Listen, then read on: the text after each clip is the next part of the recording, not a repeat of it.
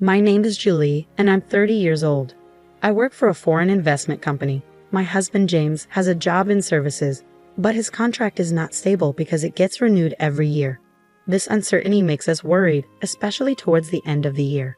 James' family values government jobs a lot because his parents used to work for the government, and his sister still does. They don't really respect my job in a private company. Since we got married, we've been living with his family, who always make me feel bad about working for foreigners. In investment firms, the main goal is to make money and pay employees. Some people believe that those who work in private companies couldn't get government jobs.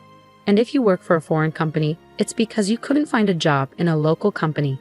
James grew up thinking this way because of his family. So even though his job isn't permanent, he sticks to it because it gives him a certain status and salary. Once, I asked James, who was feeling anxious about his job, if it's safer to have a permanent job in a regular company than being a temporary worker in a government job, especially towards the end of the fiscal year. He quickly replied, "If I'm not a civil servant, it's better not to work at all." It seems like my husband hasn't told his parents that he's working as a temporary government employee, so he keeps asking me to keep it a secret. Also, because of his British nature, he boasts about getting promoted. It's a lie I don't understand, but he wants to keep up appearances to his parents and sister. He doesn't show me his salary statement, but only a small amount is deposited into the account. I asked, "This is James, he's a section manager now. His salary must have increased, right? How much is it now?" My husband quickly replied with just 4 words, "You can earn so much these days." I know I earn a good amount, but I'm not sure how it compares to what a section chief civil servant makes. I work as a bond trader, and most of my salary comes from commissions. Lately, I've been making consistent profits, so compared to other employees in regular companies, I earn quite a bit. When my husband mentioned the amount of money, my mother-in-law looked impressed, but she couldn't compare it to what people earned in her time. "But it seems James is doing well," she said proudly. His sister, who works at the city office, overheard our conversation. If he worked at the city office, he might be at the level of a division head. "Government jobs do pay well, don't they?" she commented. Seeing everyone's reactions, my husband looked even more uneasy. He seemed to regret bringing up my salary and swiftly changed the subject. "Let's not talk about salaries anymore. By the way, someone from the housing company visited recently. Are we considering renovations for this house?"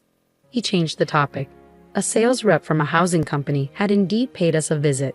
Sensing my husband's train of thought, I decided to go along with the topic of home renovations. As for remodeling the kitchen, we were. But my mother-in-law cut me off abruptly, shouting, "Stay out of family matters. You're just a daughter-in-law. Keep quiet and do as you're told."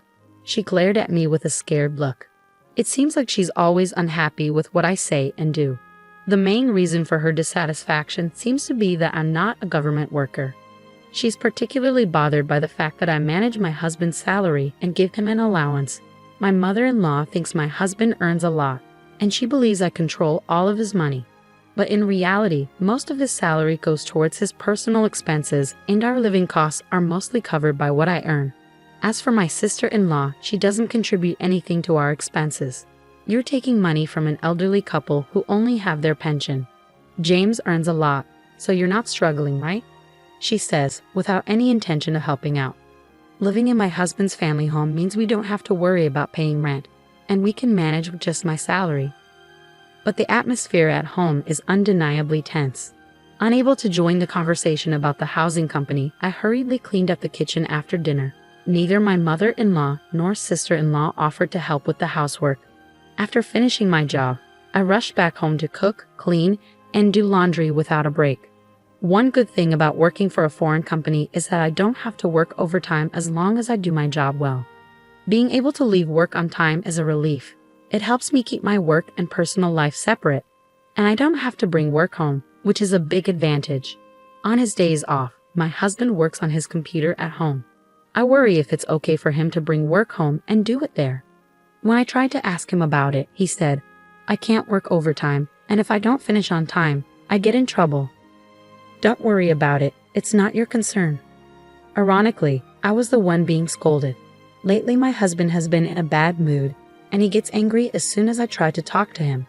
He even yelled at me when I asked about the housing issue. "It's none of your business. Didn't Mom tell you that already? Just follow the rules. That's all you need to do." Despite taking care of the household chores and finances in his home, I'm unhappy with my husband's attitude of keeping me in the dark. One day, someone from a home building company came to my in-laws' house with a computer. Everyone except me started discussing floor plans and looked at housing designs on the computer. When I tried to see what they were doing while having tea, she yelled at me, "You don't need to see this. Go away." I was surprised to learn that they were planning to build a new house instead of renovating the current one. My father-in-law had mentioned expanding the house because it was getting cramped. It seems that's what they're actually planning. My in-laws, who retired from their government jobs, have a lump sum of retirement money. I guess they intend to use that money to build a new house. And since I moved in, they've been living on their pension without paying any living expenses, so they should have plenty of money. I decided to distance myself from the situation. What worries me is whether my sister-in-law plans to live in the new house too. She's 28 years old and could get married, but there's been no talk of that, so I assume she'll be living in the new house. I dislike her as much as I do my mother-in-law because she never helps with any chores and is always complaining. I wish she would get married soon, but my father-in-law told the home builder, my daughter and her husband, my son, and us, "Can we add another room? I want a house where all three households can live together." It was surprising to hear that my sister-in-law's husband might also live with us. But what's more surprising is that it's not about my son's family, but just my son. I was shocked that I wasn't included. The house they're planning to build is supposed to be quite big, but even so, the current site won't fit three households comfortably.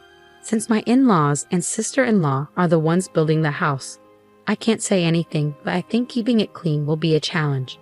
The man went out to see the model room and the construction site later. "You stay out of this, it's none of your business," my mother-in-law said spitefully. She probably expected me to argue back. She gave me a disapproving look when I didn't. It seems like the housing construction is moving forward. I'm not being told anything, but my in-laws and sister-in-law are getting ready for the move. Seeing my husband not doing anything, I asked, "Aren't you going to help with the move?"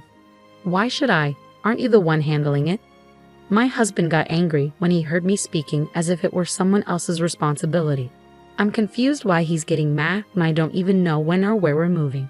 Later on, whenever I had time, I started preparing for the move, but I packed our belongings separately. I was tired of my mother-in-law's attitude, and I was also feeling suspicious about my husband because of the new house. "When are we moving?" I asked my husband to confirm. "Just get ready, you don't need to know." "That's it," he replied. From conversations during meals, I gathered that the move was probably happening soon. But strangely, they're not telling me anything. Do they see me just as a housemate? I only found out about the move when the movers arrived. As I rushed, we started cleaning up the breakfast dishes. "Leave them, we'll buy new ones." "By the way, do you plan to move into the new house with us?" my mother-in-law asked. In that moment, I realized they were purposely excluding me from discussions of the new house's layout, and keeping me in the dark about the moving day was all part of their plan to kick me out of my in-laws' house. My husband, standing behind my mother-in-law and laughing, didn't say anything. He probably agrees with them. I had packed my things separately from my husband because I had a feeling this would happen. Now I'm being faced with hatred. From now on, only the family will live here.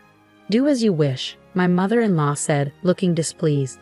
My sister-in-law, looking worried, probably thought I begged to come with them while crying. Not happy with my reaction, my mother-in-law snapped, "Anyone who relies on someone else's earnings should leave now. James will build the new house and pay off the loan with his salary. We don't need a freeloader," she yelled angrily. I was actually the one planning to leave. When I heard about the mortgage repayment coming from my husband's salary, I had to hold back my laughter. It seemed my husband hadn't been informed by his mother about this plan. He looked surprised but realized he couldn't contradict his angry mother, so he just remained silent. It seemed his parents believed they wouldn't need to use their retirement money, and instead their son would pay off the loan and build a new house. I found it intriguing how they planned to handle the loan repayment, so I informed them with a smile, "Got it. I've decided to proceed with divorcing James." So I told them, "You all go ahead and move to the new house." My mother-in-law didn't like my reaction and started shouting, but my father-in-law and sister-in-law pulled her away, and they left the house. To my husband, who stayed behind, I said, "We'll bring the divorce papers later, so please give me your new address.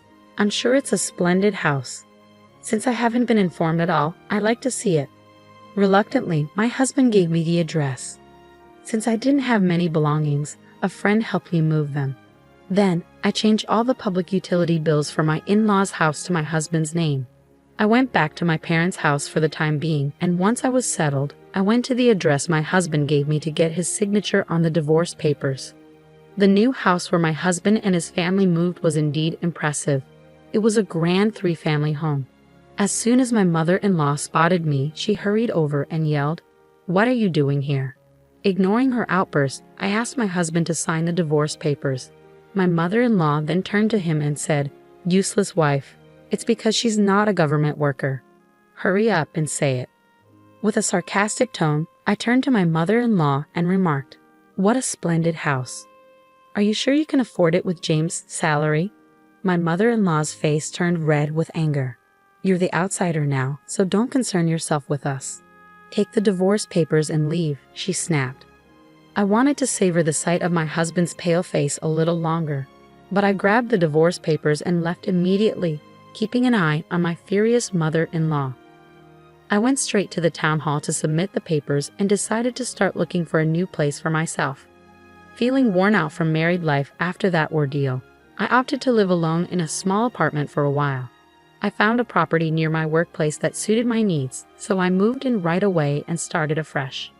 Life became so much more comfortable without roommates boasting about being government workers or leaving all the chores to me. Just as I was starting to put my husband out of my mind, I suddenly received a call from an unfamiliar number. "I can't pay the loan, Julie. Will you come back to me?" "I'm calling from a friend's phone. I can't afford to pay the mortgage, electricity, water bills, or even my phone bill," my ex-husband said, his voice breaking with tears. I assumed he could ask his family for help, so I suggested, "Your sister has a stable job, and your parents are retired with pensions. They should have some savings, right?" When I dismissed his plea, my husband reluctantly confessed, "Actually, they don't have any savings left. My sister has debts and no extra money." Listening to my husband, it became clear that their retirement savings were nearly wiped out due to investment fraud, and his sister, who lived with their parents, had racked up significant debt by overspending on credit. This proud family of civil servants had nothing to hide. While I was living with them, they might have been able to keep it under wraps. But now that they've moved to a new house, they seem to be struggling to manage their lives and reach out to me out of desperation.